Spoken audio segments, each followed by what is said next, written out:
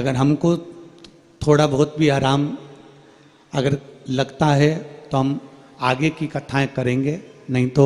श्री शिवाय नमस्तुभ्यम। दोस्तों, जैसा कि आप सभी जानते होंगे, आपको भी यह पता चल गया होगा कि गुरुदेव का स्वास्थ्य अभी ठीक नहीं है। उनके सिर में चोट आई हुई है। अब वो चोट कैसे आई है, कब उन्हें ये लगी, ये सब हम आपको गुरुदेव के मुख से ही सुनाएंगे कि उन्हें कैसे चोट आई है। दोस्तों, ये बात है रंग पंचमी के दिन की।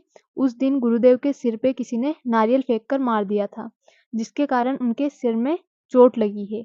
उसी के कारण अब वह आगे की कथा नहीं कर पाएंगे। और गुरुदेव ने यह भी कहा है कि जैसे ही उनका स्वास्थ्य ठीक होगा वो कथा करेंगे, पर अभी वो कोई सी भी कथा नहीं करेंगे।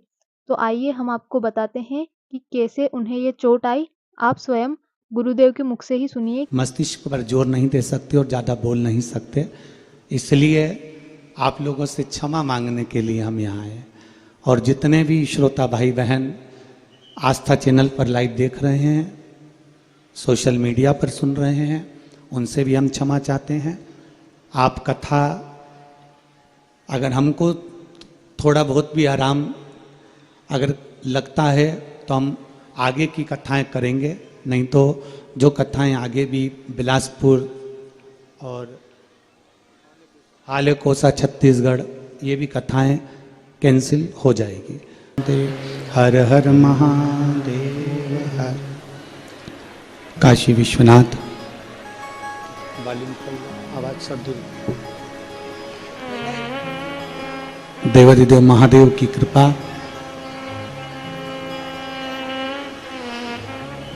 मनासा नगर में 7 दिवसीय शिव महापुराण की कथा श्रीमती शांतिबाई स्वर्गीय शंकरलाल जी देवड़ा, दिनेश लीलाबाई देवड़ा, दिलीप अलका देवड़ा, राजेश सीमा देवड़ा, प्रवीण जीवन बाला देवड़ा, देवड़ा परिवार द्वारा ये पवित्र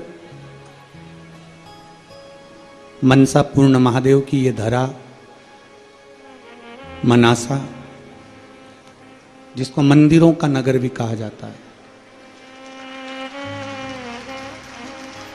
ऐसा कोई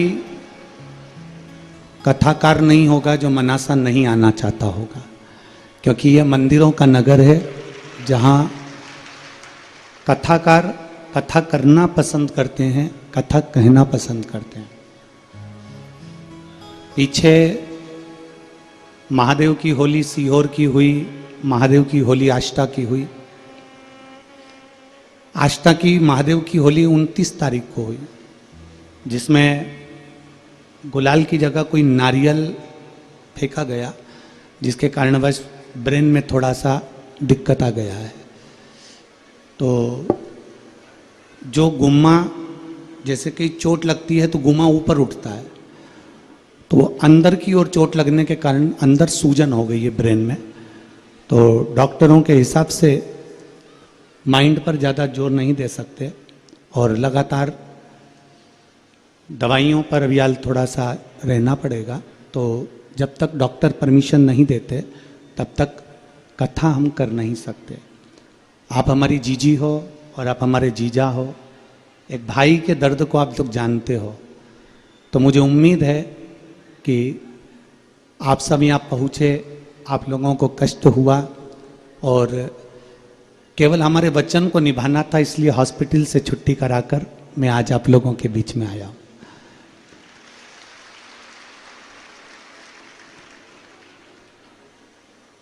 थोड़ा कष्ट आपको हुआ होगा कि आप लोग अपना अपना खर्चा कर कर यहाँ तक पहुँचे होंगे, पर विश्वास रखिएगा, हम देवड़ा परिवार को ये वचन देकर जाते हैं और मनासा वालों को ये कोई खर्चा आपको नहीं करना पड़ेगा। अगले वर्ष विठलेश सेवा समिति इस कथा को करने के लिए इन्हीं यजमान के पद पर हम आएंगे। हमारे कलेक्टर महोदय, SP, SDM, TI, SSP, SP, commissioner, यहाँ के विधायक, यहाँ के सांसद, यहाँ के नगर पालिका अध्यक्ष, यहाँ के अध्यक्ष महोदय, ये सब बहुत सुचारू रूप से उस कथा का आयोजन करेंगे और उसका खर्चा पूरी विठले सेवा समिति उठाएगी। आपको उसकी चिंता नहीं करना। बस थोड़ा शरीर में कष्ट होने के कारण बस हम हमारे मस्तिष्क पर जोर नहीं दे सकते और ज़्यादा बोल नहीं सकते, इसलिए आप लोगों से क्षमा मांगने के लिए हम यहाँ आए। और जितने भी श्रोता भाई बहन आस्था चैनल पर लाइव देख रहे हैं, सोशल मीडिया पर सुन रहे हैं, उनसे भी हम क्षमा चाहते हैं। आप कथा अगर हमको थोड़ा बहुत भी आराम अगर लगता है तो हम आगे की कथाएं करेंगे, नहीं तो जो कथाएं आगे भी बिलासपुर और हाले कोसा छत्तीसगढ़ ये भी कथाएं कैंसिल हो जाएगी। तो शरीर पर, क्योंकि अगर हम पहले भी कथाओं में कहते हैं प्रथम सुख निरोगी काया, तो अगर सुख है शरीर का तो आपको कथाएं आगे मिलती रहेगी और आप बाबा की शरण में रहेंगे। नारियल का प्रेशर थोड़ा तेज था इसलिए वो चोट अंदर बैठ गई है, जिससे सूजन है, थोड़ा उसमें तकलीफ ज़्यादा हो रही है, जिसके कारणवश आप लोगों से हम क्षमा चाहेंगे। पर आप लोगों से मिलना हुआ, थोड़ी गलती हमारी हो गई जो हम आप लोगों के बीच कथा नहीं कह पा रहे हैं। पर अगले वर्ष पक्का है ना जीजियो? जम के तो बोलो, पक्का है ना? और मेरे जीजा जितने बैठे हैं एक बार जोरदार ताली बजाकर, आपकी तरफ से भी पक्का है ना? हम स्वयं आएंगे, स्वयं विठले सेवा समिति आएगी, यजमान भी यही हमारा देवड़ा परिवार रहेगा, उसमें किसी का खर्चा नहीं, केवल आप लोगों को आकर कथा को श्रवण करना रहेगा। और अभी जितनी संख्या में आप लाखों की संख्या में आए हो, उस अगली कथा में आप प्रथम दिन से ही 5 लाख से शुरुआत करना और इस कथा का लाभ लेना, मना नहीं आप लोगों को। तो एक बार पुनः फिर क्षमा चाहते हुए मैं अपनी वाणी को विराम देता हूँ। यहाँ प्रशासन ने भी बहुत अच्छी व्यवस्था संभाली है।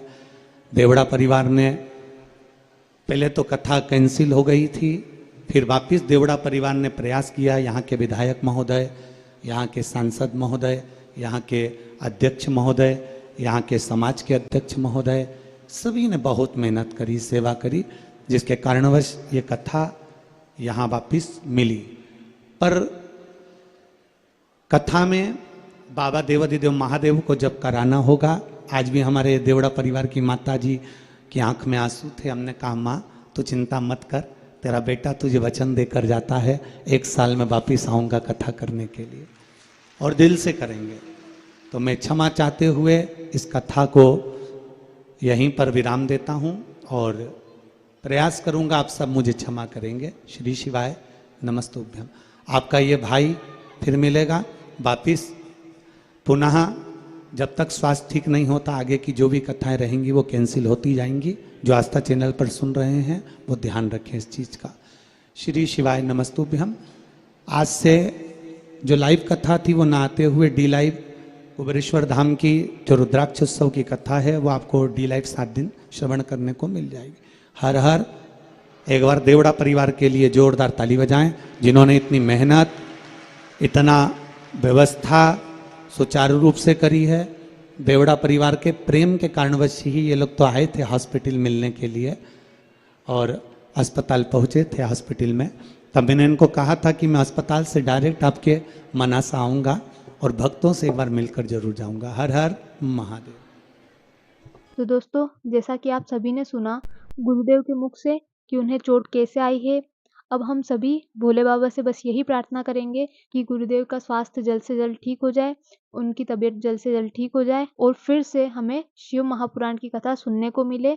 तो आप सब भी बाबा से यही प्रार्थना करना कि गुरुदेव का स्वास्थ्य जल्द से जल्द ठीक हो जाए और फिर से वह शिव महापुराण की कथा सुनाने लगे। यदि आप भी भोले बाबा से यही प्रार्थना करते हैं और यही चाहते हैं कि गुरुदेव का स्वास्थ्य जल्द से जल्द ठीक हो जाए, तो कमेंट में श्री शिवाय नमस्तुभ्यम या फिर हर हर महादेव अवश्य लिख दें और इस चैनल को सब्सक्राइब कर दें ताकि आगे की कोई भी जानकारी आए तो हम आप तक वह जानकारी पहुंचा सकें। अब दोस्तों, जो भी हमें गुरुदेव के बारे में जानकारी मिलेगी हम आप तक ज़रूर पहुंचाएंगे। तो इस चैनल को सब्सक्राइब करके इस वीडियो को लाइक अवश्य कर दें।